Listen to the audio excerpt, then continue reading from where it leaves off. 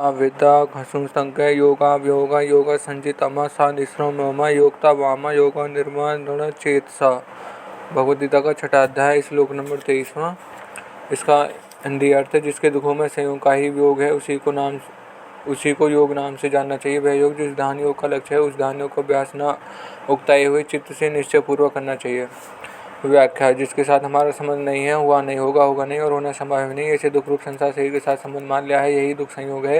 यह दुख संयोग योग नहीं है। अगर यह योग होता था अर्थात संसार के साथ हमारा नित्य संबंध होता तो इस दुख संयोग का कभी भी योग नहीं होता, परंतु बोध होने पर इसका योग हो जाता है। इससे सिद्ध होता है कि दुख संयोग केवल हमारा माना हुआ, हमारा बनाया हुआ स्वाभाविक नहीं है। इससे कितनी भी दृढ़ता से संयोग मान लें और कितने ही लंबे काल तक संयोग मान लें तो भी इसका कभी संयोग नहीं हो सकता। अतः हम इस माने हुए आगंतुक दुख संयोग का योग कर सकते हैं। इस दुख संयोग का योग करते ही स्वाभाविक योग की प्राप्ति हो जाती है, अर्थात स्वरूप के साथ हमारा तो जो नित्य योग है उसकी हमें अनुभूति हो जाती है। स्वरूप के साथ नित्य योग को ही यहाँ योग समझना चाहिए। यहाँ दुख रूप संसार के सर्वथा योग को योग कहा गया है। इससे यह असर पड़ता है कि अपने स्वरूप के साथ पिछले हमारा योग था, अब योग हो गया, परंतु ऐसी बात नहीं है। स्वरूप के साथ हमारा नित्य योग है। दुख रूप संसार के संयोग का तो आरंभ है और अंत होता है, अतः संयोग काल में भी संयोग का आरंभ और अंत रहता है, परंतु इस नित्य योग का कभी आरंभ और अंत नहीं होता।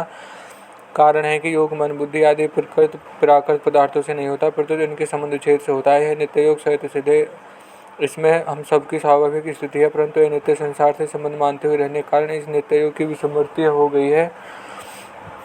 इसी को अर्जुन ने 18वें अध्याय के 73वें श्लोक में कहा है कि अतः योग नहीं हुआ जो प्रत्यु जो नित्य योग है उसी की अनुभूति हुई है। भगवान यहाँ योग संचित पद देकर दुखों के संयोग को योग नाम से योग बताया और दूसरे अध्याय में संयुक्त योग चाहते कहकर समता को योग बताया। यहाँ साध्य रूप समता का वर्णन है, वहाँ साधन रूप समता का वर्णन है। ये दोनों बातें तत्व की हैं, क्योंकि साधन रूप समता ही अंत में साध्य रूप समता में परिणित हो जाती है। पतंजलि महाराज ने चित्तवृत्ति को निरोध को योग कहा है और चित्तवृत्तों का निरोध होने पर दृष्टा की स्वरूप में स्थिति बताई है, परंतु यहाँ भगवान ने दृष्टि की स्वरूप में स्थिति को योग कहा है जो सहते सिद्ध है। यहाँ तब कहने का यह तात्पर्य है कि 18वें श्लोक में योगी के लक्षण बताकर 19वें श्लोक में दीपक के दृष्टांत में उसके अंतःकरण की स्थिति का वर्णन किया गया है। उस ध्यान योग का चित्त जिस अवस्था में उपराम हो जाता है उस संकेत 20वें श्लोक में पूर्वाधार में यत्र पदों से कहा गया है, उस योगी की स्थिति परमात्मा में हो जाती है। उसका संयुक्त श्लोक के उत्तराधार में यत्र पद से कहा गया है। 21वें श्लोक में पूर्वाधार में यथा पद से उस योग की आत्यंतिक सुख की महिमा और उत्तराधार में पद से अवस्था का संकेत किया है। 22वें श्लोक में पूर्वाधार में यम पद से उस योगी का लाभ का वर्णन किया और उत्तराधार में इसी लाभ को यस्मिनी पद से कहा। इसी तरह 20वें श्लोक 22वें श्लोक तक 6 बार यथ शब्द का प्रयोग करके योगी तो विलक्षण स्थिति बताई है, उसी का यहाँ तम पद से संकेत करके उसी की महिमा कही गई है। जिस दुखों का संयोग ही अभाव है, इसे योग का उद्देश्य रखकर साधन को न उकताए हुए चित्त से निश्चयपूर्वक ध्यान का अभ्यास करना चाहिए, जिसका इसी अध्याय के 18वें-20वें श्लोक तक वर्णन हुआ है। योग का अनुभव करने के लिए सबसे पहले साधक को अपनी बुद्धि एक निश्चय वाली बनानी चाहिए, अर्थात मेरे को तो योग की प्राप्ति करनी है, ऐसा एक निश्चय करना चाहिए। ऐसा निश्चय करने पर संसार का कितना भी प्रलोभन आ जाए, कितना भी भयंकर कष्ट आ जाए, तो भी उस योग निश्चय को नहीं छोड़ना चाहिए।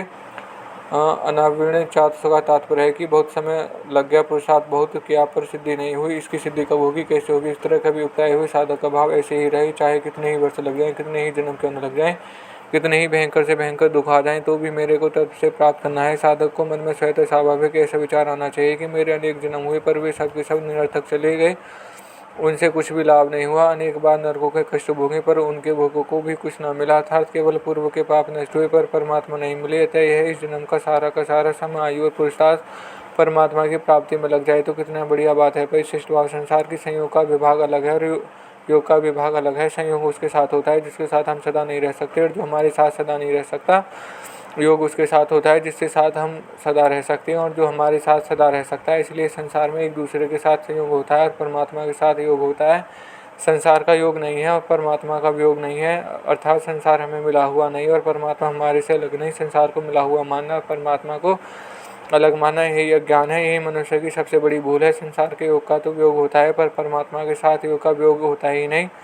मनुष्य चाहता है संयोग पर हो जाता है योग, इसलिए संसार दुख रूप है। कुछ चाहना रहने से दुखों का संयोग होता है, कुछ भी चाहना ना रहे तो दुखों का संयोग नहीं होता, फिर तो परमात्मा के साथ होता रहता है।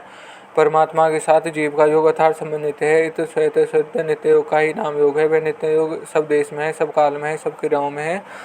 सब वस्तुओं में है, सब व्यक्तियों में है, सब अवस्थाओं में है, सब परिस्थितियों में है, सब घटनाओं में है। तात्पर्य है कि इस नित्य योग का कभी वियोग हुआ नहीं, नहीं होगा और हो सकता नहीं, परंतु असत के साथ अपना संबंध मान लेने से इस नित्य योग का अनुभव नहीं होता। दुख रूप असत के साथ माने हुए संयोग का वियोग होते ही इस नित्य योग का अनुभव हो जाता है। यह गीता का मुख्य योग है और इसी योग का अनुभव करने के लिए गीता ने कर्मयोग, ध्यान योग, भक्ति योग और साधनों का वर्णन किया है। परंतु इन साधनों को योग तभी कहा जाएगा तब असत की सर्वथा संबंध उच्छेद और परमात्मा के साथ नित्य संबंध का अनुभव होगा। योग की परिभाषा भगवान ने 2 प्रकार से की है। समता का नाम योग है, दूसरा दुख रूप संसार के संयोग का वियोग का नाम योग है।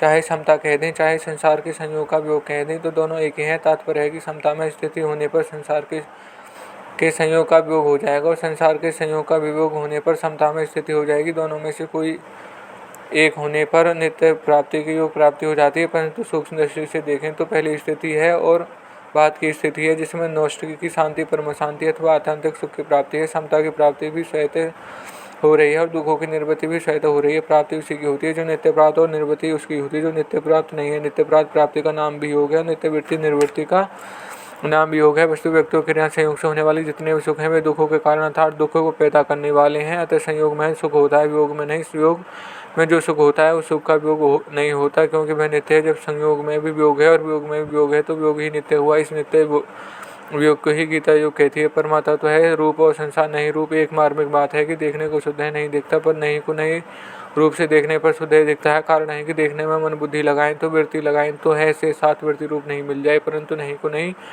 रूप से देखने में मन बुद्धि लगाएं तो वृत्ति लगाएंगे हैं तो साथ वृत्ति रूप नहीं मिला रहेगा, परंतु नहीं को नहीं रूप से देखने पर वृत्ति भी नहीं चली जाएगी और शुद्ध है शेष रह जाएगा। जैसे कूड़ा करकट करने पर उसके साथ झाड़ू का भी त्याग हो जाता है, मकान शेष रह जाता है। तात्पर्य है कि परमात्मा सब में परिपूर्ण है। इसका मन चिंतन करने पर बुद्धि से निश्चय करने व्यक्ति के साथ हमारा संबंध बना रहेगा, परंतु संसार का प्रत्येक क्षण वियोग हो रहा है। इस प्रकार संसार को भाव रूप देखने पर संसार वृत्ति दोनों में संबंध उच्छेद हो जाएगा और भाव रूप शुद्ध परमात्मा स्वतः रह जाएगा। सम्मत पूर्व श्लोक में पूर्वाधार में भगवान ने जिस योग का वर्णन किया है उसी योग को प्राप्ति के लिए वह आगे के श्लोक में निर्गुण निराकार के ध्यान का प्रकरण आरंभ करते हैं और यह श्लोक यहीं समाप्त होता है। धन्यवाद।